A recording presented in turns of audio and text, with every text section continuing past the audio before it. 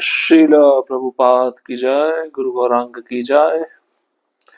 पिछले सत्र में हमने बहुत सुंदर लीला का श्रवण किया, जिसमें चैतन्य महाप्रभु कितना अपने भक्तों से प्रेम करते हैं, क्यों चैतन्य महाप्रभु भक्त वत्सल कहलाते हैं।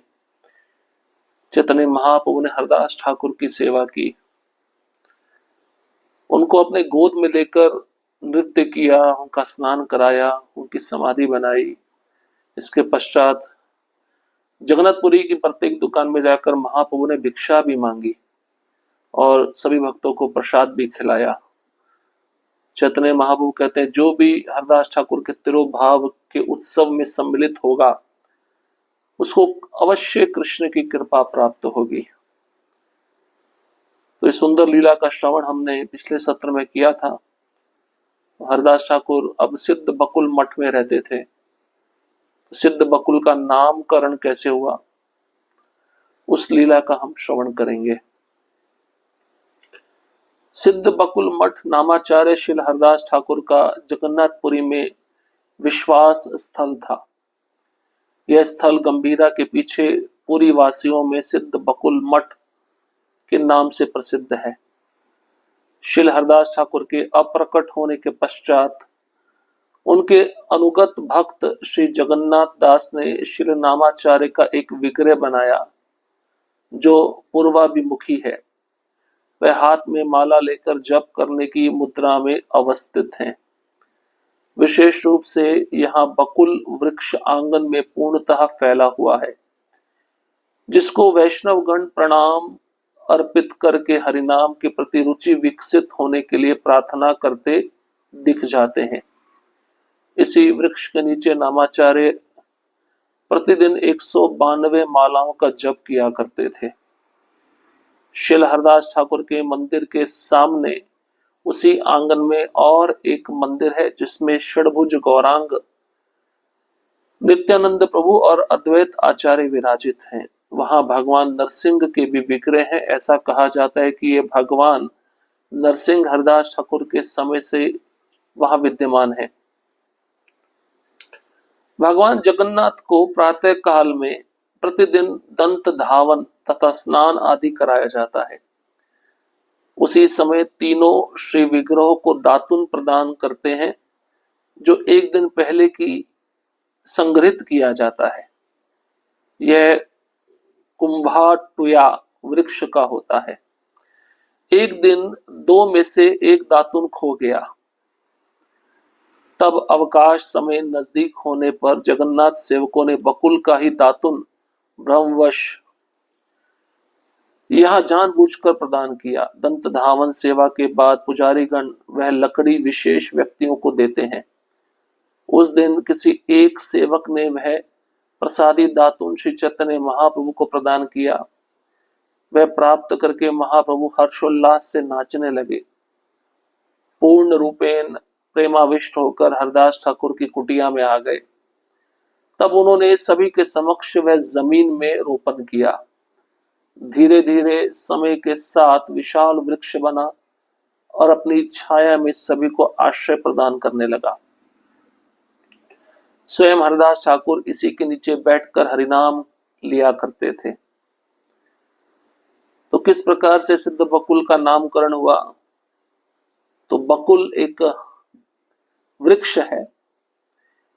तो भगवान जगन्नाथ, भगवान बलराम जी और सुभद्रा मैया को सुबह सुबह दंत धावन दातुन दिया जाता है, दांत साफ करने के लिए। तो पुजारी गण जब आए तो देखा 3 दातुन में से एक दातुन वहां पे नहीं था। तो एक भक्त ने वह दातुन लाकर चैतन्य महाप्रभु को दिया। चैतन्य महाप्रभु हर्षोल्लास के कारण नृत्य करने लगे और उसी दातुन को ले जाकर हरदास ठाकुर की कुटिया में रोपण कर दिया। अब धीरे धीरे वह दातुन, जो छोटी सी काष्ठ थी, लकड़ी थी, विशाल वृक्ष का रूप हो गया और उस विशाल वृक्ष की छाया में सभी भक्त आश्रय ग्रहण करते थे। हरदास ठाकुर भी इसी वृक्ष के नीचे बैठकर हरिनाम लिया करते थे। तो इसका अर्थ है, वह जो दातुन से वृक्ष बना स्वयं जगन्नाथ जी का टूथब्रश है, दंत धावन है। श्रील हरिदास ठाकुर के महाप्रयाण के बाद सिद्ध जगन्नाथ दास गोस्वामी महाशय के समय रथ यात्रा नजदीक होने पर रथ निर्माण में इस्तेमाल होने वाली एक प्रमुख लकड़ी किसी कारणवश टूट गई। तब राज कर्मचारी रथ के पहिए निर्माण के लिए इस बकुल को काटने आए थे।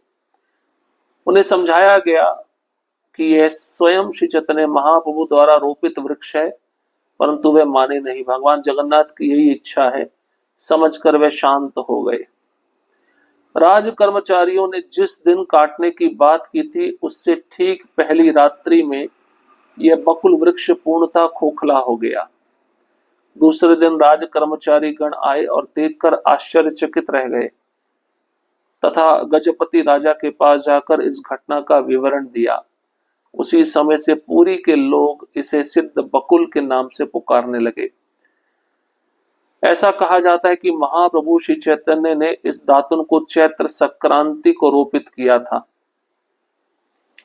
इसलिए अभी भी श्री सिद्ध बकुल मठ में चैत्र संक्रांति के दिन दातौन रोपण महोत्सव बड़े ही धूमधाम से मनाया जाता है। उस दिन 108 कलश से सिद्ध बकुल का अभिषेक होता है। भक्तगण हरिनाम और विविध वैष्णव गीतों का गान करते हैं।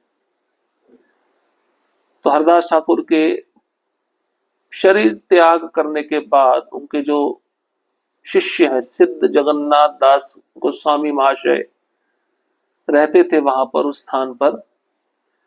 तो उस समय रथ यात्रा नजदीक आ गई और रथ निर्माण में इस्तेमाल होने वाला एक प्रमुख लकड़ी किसी कारणवश टूट गया।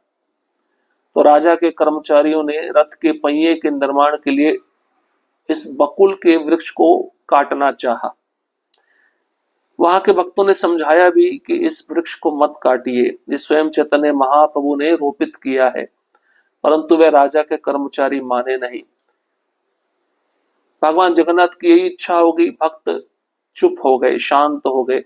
राजा के कर्मचारी जिस दिन काटने के लिए आने वाले थे, उसी के एक दिन पहले रात्रि के समय ये बकुल का पेड़ वृक्ष खोखला हो गया, अपने आप ही अचानक खोखला हो गया। दूसरे दिन राजा के कर्मचारी जब आए उस वृक्ष को काटने के लिए, तो देखा कि ये खोखला हो गया। तो ये दृश्य देखकर वह भी आश्चर्यचकित हो गए। तो ये बात उन्होंने गजपति राजा के पास जाकर सुना दी।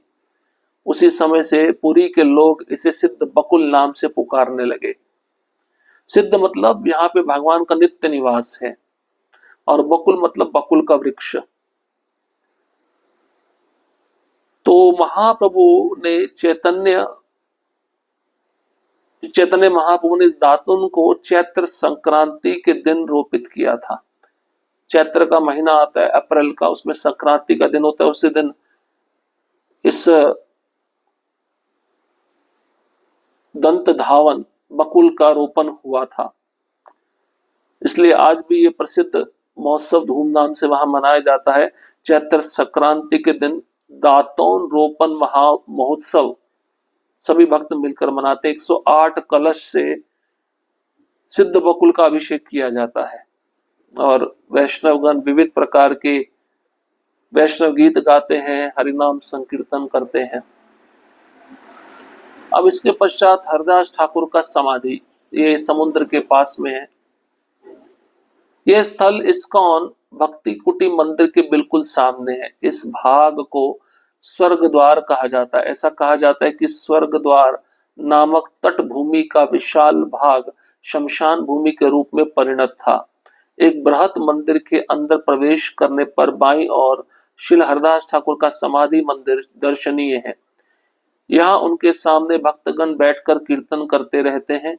श्रील हरदास ठाकुर के देह त्याग के बाद महाप्रभु उन्हें यहाँ ले आए और समुद्र में स्नान कराकर उन्हें बालू में एक गड्ढे में समाधिस्थ किया। इस लीला का विस्तृत वर्णन सिद्ध बकुल नामक शीर्षक में दिया गया है। श्री हरदास ठाकुर के समाधि पीठ से नजदीक ही श्री गोपाल गुरु गोस्वामी, ध्यान चंद्र गोस्वामी और अन्य बहुत सारे गौड़ीय वैष्णवों की समाधि विराजमान है।